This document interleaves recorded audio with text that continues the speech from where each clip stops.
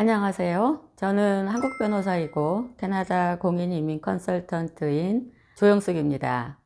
오늘의 주제는 Innocent Misrepresentation이에요.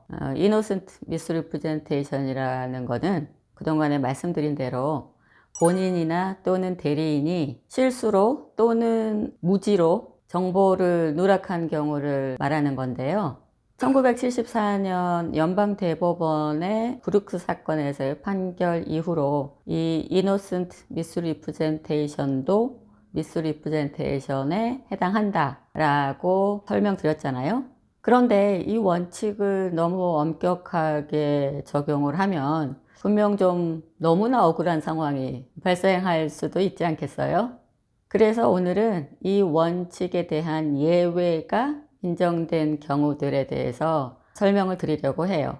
브룩스 판결은 1974년에 나왔지만 연방대법원의 판결이었기 때문에 오랫동안 예외가 인정되지 않다가 마침내 1990년 메델 사건에서 이 원칙에 대한 예외가 인정이 됐어요.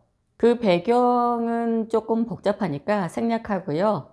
이 판결의 요점만 간략하게 정리해 드릴게요. 이 메델 사건에서 연방법원은 신청인 메델이 미스리프레젠테이션 한 거에는 고의가 없었을 뿐만 아니라 중요한 사실을 누락했다는 점을 정직하게 몰랐고 그 모른데 합리적인 이유가 있었으므로 브룩스 사건 원칙을 적용할 수 없다 라고 판결을 내렸어요.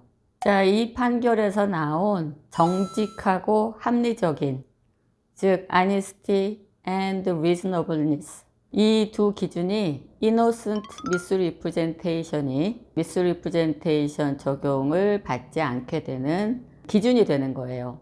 이 사건 이후에 이 기준을 좀 더 정리해 준 사건은 2011년에 나온 오시산우라는 사건이에요. 제가 발음을 정확하게 하고 있는지는 잘 모르겠어요. 이 사건의 배경은 좀 재미있기도 해서 배경에 대한 얘기를 해드릴게요. 이 사건의 신청인 오시산우는 나이지리아인인데 캐나다 시민권자인 큰아들이 이 오시산우 신청인 그리고 남편 그리고 둘째 아들을 가족 초청하는 영주권 신청을 했어요. 그런데 이 영주권 절차 중에 이민심사관이 둘째 아들의 유전자 검사를 하게 되었는데 그 결과 이 둘째 아들의 아버지가 이 오시산우의 남편이 아니라는 사실이 발견이 된 거예요. 그래서 이 이민심사관은 이 어머니인 신청인 오시산우가 거짓말을 해서 출생증명서에도 남편 이름이 아버지로 기재가 되었고 이민 절차 중에서도 역시 거짓말을 한 것이다 해가지고 미스리프레젠테이션 이유를 들어서 입국 금지 처분을 내린 거예요. 이 사건은 이 입국 금지 처분에 대한 항소였는데요. 이 항소 과정에서 이 오시산우는 진술서를 제출을 했는데 그 진술서의 내용에 따르면 신청인은 28년쯤 전에 남편과 짧은 별거 기간을 거치면서 잠깐 외도를 하였으나 남편과 곧 재결합을 했는데 재결합하면서 외도 사실을 남편에게 다 얘기를 했고 그 기간이 굉장히 짧았기 때문에 그 이후에 생긴 이 둘째 아들은 당연히 남편의 아이일 것이라고 철석까지 믿었고 남편 또한 그렇게 믿어서 이 부부는 그 둘째 아들을 28년을 키웠다 라고 진술을 했어요. 그리고 법원은 이 오시산우의 진술 내용을 사실로 인정을 했어요. 자, 이런 경우에 고의가 없었지만 그래도 사실과 다르니까 미스리프레젠테이션으로 추방명령을 내리는 게 맞을까요?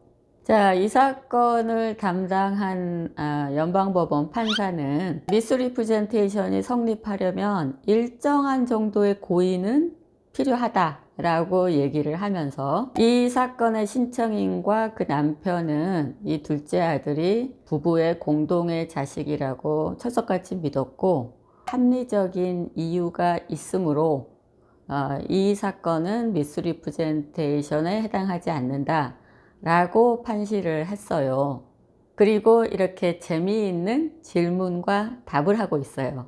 이 부분은 제가 읽어 드릴게요.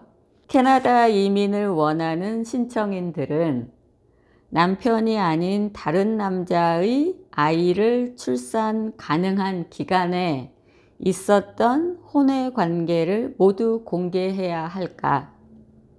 캐나다 사회가 그 정도로 불합리하지는 않다. 재미있죠?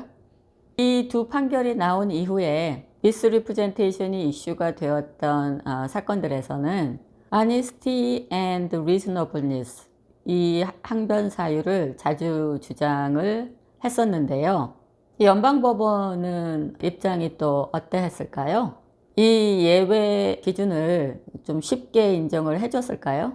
자, 오시사누 판결이 2011년에 나왔는데 바로 그 다음 해인 2012년에 나온 사예디 사건에서는 오시사누 사건에서의 결정은 매우 예외적인 상황에서 나온 결정이라고 하면서 미스리프레젠테이션의 고의가 요건이 아니라고 하는 브룩스 판결의 원칙을 다시 고수하고 있어요.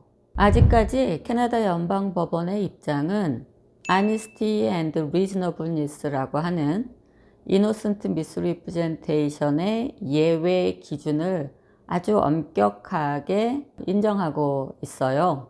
이 판례들을 봐도 입국 금지 사유 중에서 미스리프레젠테이션이 가장 무서운 사유라는 거 이제 충분히 이해가 되시죠? 자, 그러니 과거 기록이 있으시면 이민용 범죄기록 조회서에 나오지 않더라도 자진 신고하시기를 권해드립니다. 자, 오늘 영상도 도움이 되셨기를 바랍니다. 좋아요, 구독, 알림 설정도 잊지 마시고요. 댓글도 다시고 공유도 많이 해주세요. 감사합니다. 안녕.